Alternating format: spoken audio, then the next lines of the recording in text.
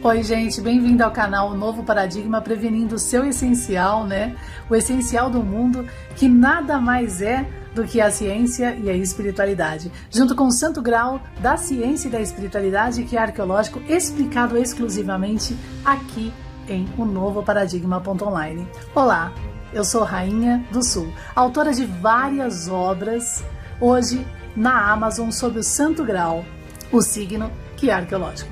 Bom, continuando então, você que leu aí a nossa matéria em um novo paradigma sobre Hebreus 10, a gente vai então dar uma concluída aqui nesse vídeo e explicar mais um pouquinho sobre o que realmente vem a ser Hebreus 10 e sua relação com os verdadeiros sofistas, eleatas, estoicos e órficos, lá da época de Sócrates e Zenão. Como você pode ter visto, a minha obra, que vai falar sobre o problema do zoroatrismo e Império Aquemênidas e daquela básica discussão 18 anos antes da Guerra do Peloponeso entre Sócrates e Zenão contra o velho Parmênides, aliado a Aristóteles, que vai ter uma relação intrínseca com a tirania dos 30, aquelas 30 moedas lá da traição de Judas.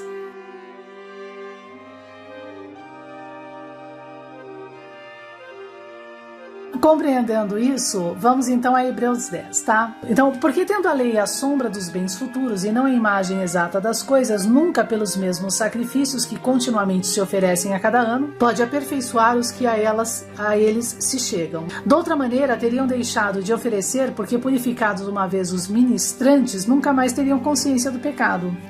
Hebreus 10 começa já com um problema crítico sobre o problema da mesa de Moisés, pai dos fariseus desses templos, tá? Que pedem oblações de pecados de carneiros e bodes, dízimos de moeda, para que então, através desses ritos e rituais anuais, você aí é purificado de algum pecado teu, o que não é verdade. A purificação do pecado, ela vem da consciência da lei, que tem no futuro a sombra de seus bens. Por isso que muitos falam que Hebreus pode ter sido escrito por Paulo Apóstolo. Porque Paulo Apóstolo, como um verdadeiro eleata, ele vem muito mesmo a falar e a dizer sobre essa condição do plantio e da colheita da lei no tempo e espaço. A lei ela é livre, gente. Você pode tanto escolher plantar o bem como plantar o mal. Você pode tanto escolher a lei, o verbo que determina o plantio do mal, como o verbo que determina o plantio do bem. Mas a consequência, a sombra dos bens futuros, ela é algo métrico, tá? Ela está atada à sua escolha, ela não é uma liberdade, ela é uma consequência, entende? Então isso é importante já, a priori, a princípio, compreender. Então a lei ela tem que ser compreendida e não imposta. E isso é uma das reclamações de Hebreus, da Bíblia e tudo mais. E não é pela oblação de sacrifícios aí, de bodes, de dízimos, né? Ou de cultos a mandalas, ou de desejos, que você então vai ter aí a condição de liberação de seus pecados e os seus desejos e milagres então respondidos, por assim dizer, tá? Então nesses sacrifícios, porém, cada ano se faz comemorações dos pecados, porque é impossível que o sangue dos touros e dos bodes tire os pecados. Por isso, entrando no mundo diz, sacrifício e oferta não quisestes, mas o corpo me preparaste.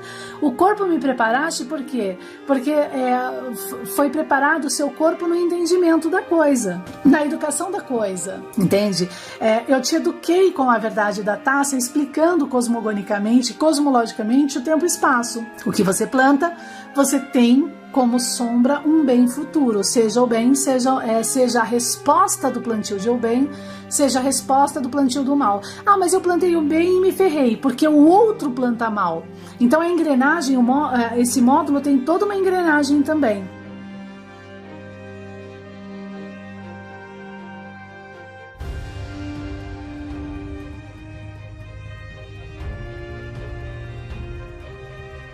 Você plantou o bem, o outro plantou o mal, né? E você então subsequentemente teve essa resposta negativa. Por isso que na Bíblia está escrita que tanto o justo como o injusto terão tribulações. Então a Bíblia ela não ilude ninguém quanto a isso. Plante o bem, mas sabendo que você vai ter tribulações, tá? Por quê? Porque aonde a Bíblia é puramente causalística, em que sentido?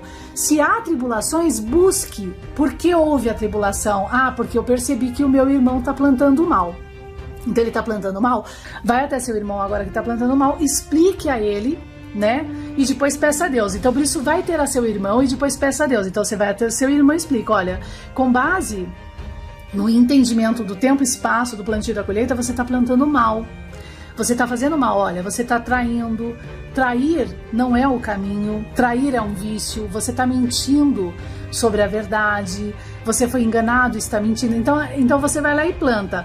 Aí o seu irmão não tá nem aí. Então a própria Bíblia, que não te ilude, ela diz, então agora que você disse a ele a verdade, ele não tá nem aí, tire o pó dos pés das suas sandálias, desta casa, ou seja, nesta relação, se desate e continue o seu caminho, entende? Lembrando que assim, aquele, conforme Hebreus 10 vai explicar, que se arrepende verdadeiramente, entende? Ele deve então, por arrependimento, pedir perdão, né? Porque o perdão o que perdoa também tem limite 7 vezes 70. Por isso que lá embaixo, se você ler Hebreus 10, ele vai explicar também de forma super importante que na congregação nós não somos a relação de homens e mulheres de uma congregação que se volta atrás, quando se conhece o erro e se conhece o pecado. Então você conheceu o erro, você era um mentiroso, você era um traidor, você reconheceu, você vai então até seu irmão, pede perdão. Essa é uma verdadeira forma por confissão de que você não vai mais fazer esse mesmo erro ao seu irmão ao qual você machucou, etc e tal, na relação, ou a vários que isso aconteceu. Então se sacrifique nas escolhas do plantio no tempo e espaço do bem, tá? Aí o que acontece? Nesse meio caminho, você transgride essa verdade. Você já sabendo da verdade, você então continua plantando o mal dentro daquela congregação. Então o que você vai ter sobre a sua cabeça? Você vai ter então agora a consequência, porque você está se estigmatizando por escolha nesses caminhos em volta, numa congregação de homens e mulheres que conhecem a verdade, que são conscientes. Então o que acontece nessa relação, nessa congregação? Obviamente que você se expulsa dessa congregação, porque você também se estigmatiza. A própria congregação deixa de crer em você e que está de alguma forma em Deus. Em que sentido? Há um limite para o perdão, até Deus tem limite para o perdão, 70 vezes 7, né?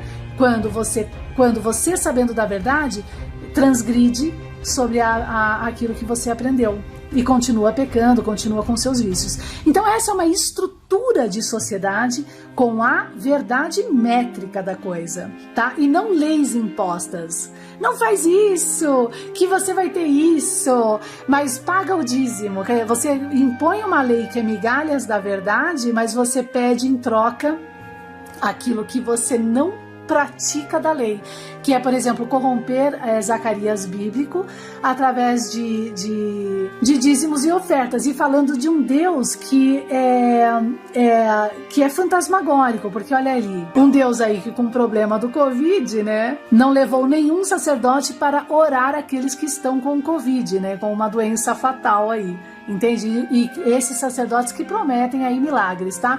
E muito menos um amor de cultos a mandalas hermético vai conseguir resolver aí o problema dos fechamentos das fronteiras, que seriam a estruturação correta com compasso de um Estado corruptor, né?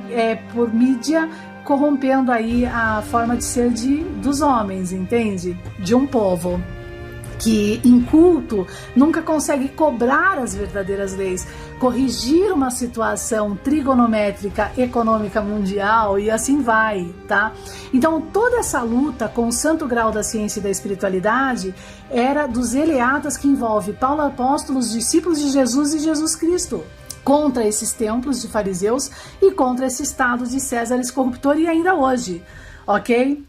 Então, Hebreus 10 vem explicar isso de forma muito clara. Porque, olha só, porque se pecarmos voluntariamente, depois de termos recebido o conhecimento da verdade, já não resta mais sacrifício pelos pecados, né?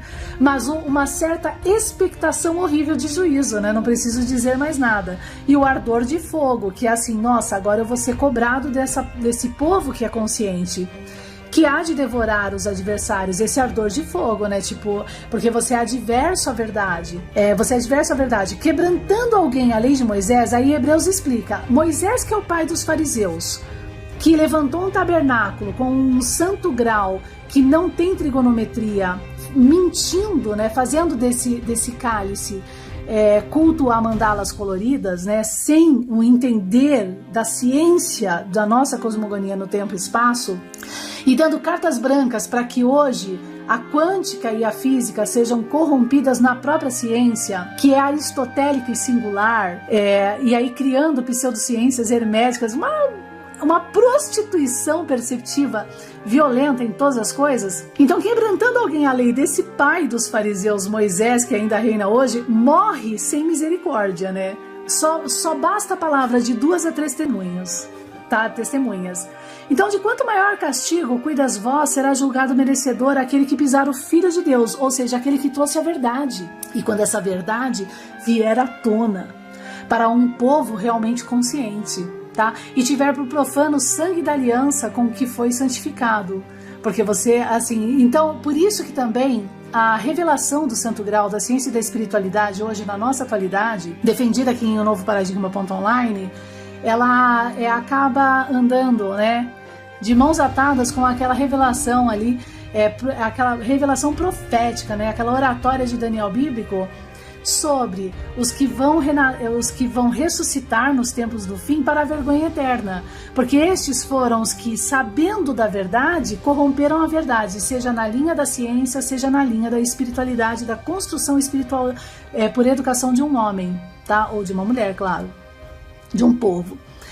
Então, de quanto maior castigo cuidas esses, né? Que ainda os que vão... E castigo por quê? Porque vários vão continuar, né, nos finais dos tempos, querendo manter essas mentiras. Sendo que a mentira vai ruir, e mundialmente.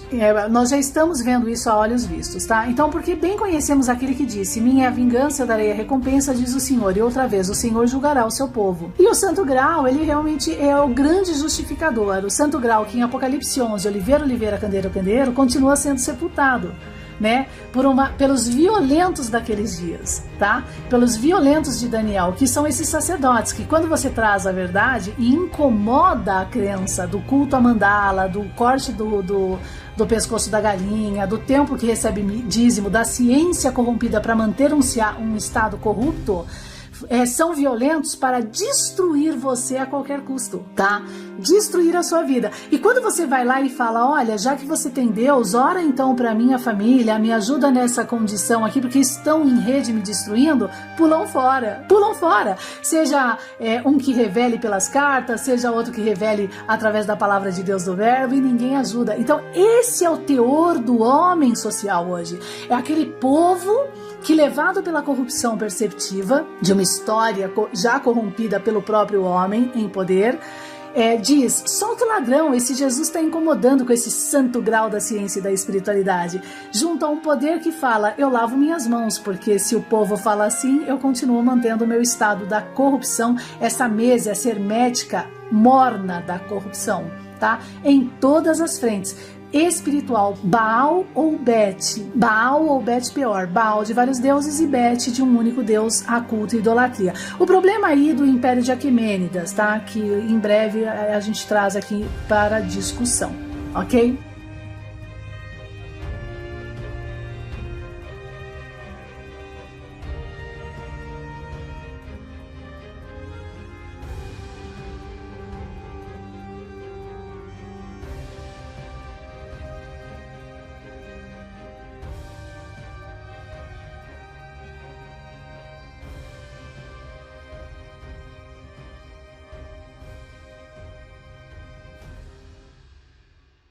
Bom, então esses que foram, lembrai-vos porém dos dias passados e que depois de seres iluminados, suportastes grandes combates de aflições. Então, esses que estão iluminados na verdade, não vão deixar ainda mais nos tempos do fim de passarem por aquilo que o próprio Hebreus 10 diz, que são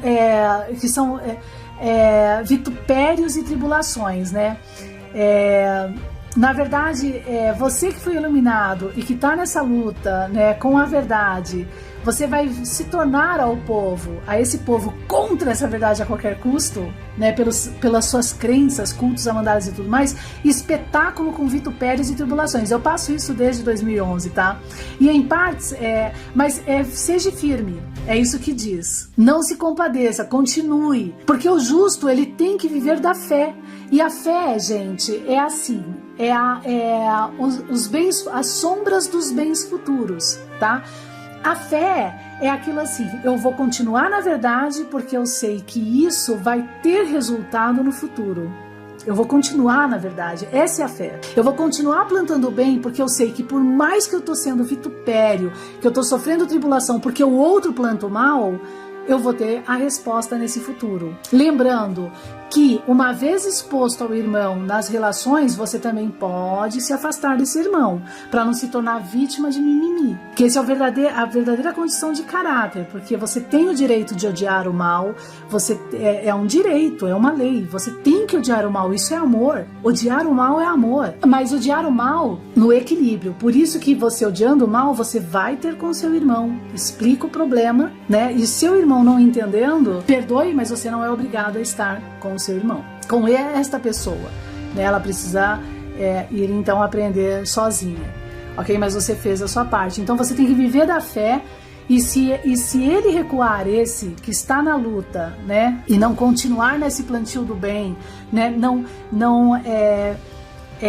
manifestar estas condições de plantio, de pulso, como por exemplo, você vai a seu irmão, em vez de você dar as costas, porque ele me fez mal, eu dou as costas, não, você vai e seja sincero, olha, eu vou dar as costas para você por causa disso, arrependa-te, porque você fez isso para mim, não se arrependeu, tudo bem, entende? Esse é um pulso totalmente diferente, tá?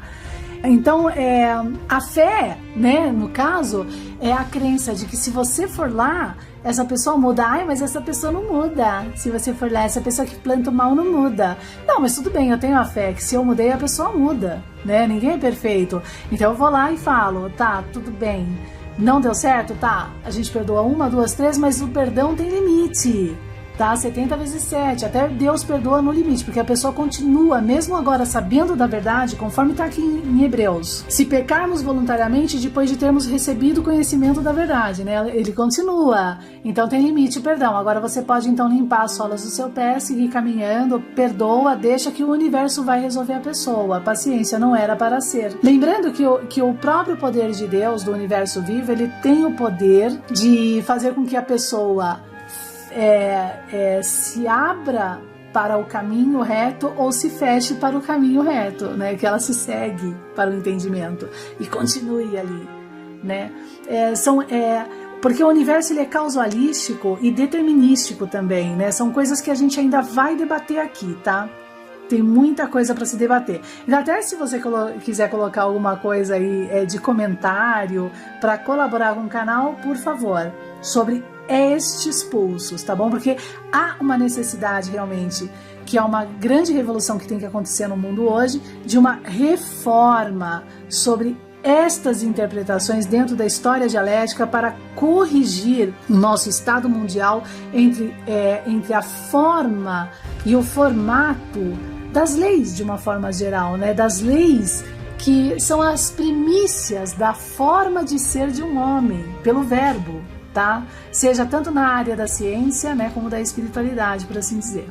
Então, o universo, né, e a própria congregação não se agrada daqueles também que não vivem da fé, tá? Porque esses daí são os que são fracos para se recuar, conforme Daniel 11, daqueles que vão se afastar dessa santa aliança. Né? Eles não aguentam essa luta e se afastam dessa santa aliança. Então, Nós não podemos nos agradar daqueles que se recuam, certo? Você tem que ser firme e forte, né? Mas nós podemos, nessa congregação, ajudar você a continuar sendo firme e forte. Continue plantando bem, mas com consciência, lembrando que você tem que odiar o mal. Você tem que ser firme e consciente. Eu planto bem, eu gosto sim das coisas do bem, isso é amor, mas amor também é odiar aquele que está fazendo mal, tá? E por provas, porque na própria Bíblia nós temos também aquilo que é de suma importância no entendimento. Você não pode fazer falso testemunho, tá? Então, antes de você julgar e apontar, faça com verdadeiro testemunho, com provas. Graças a Deus, eu provo tudo, tá? Então, um grande beijo, seja bem-vindo aqui ao Novo Paradigma.online, sobre o Santo Grau da Ciência e da Espiritualidade, mais uma tirinha aí para refletir, se pensar e iniciar uma grande reforma e revolução mundial no caminho, claro, do bem e para o futuro.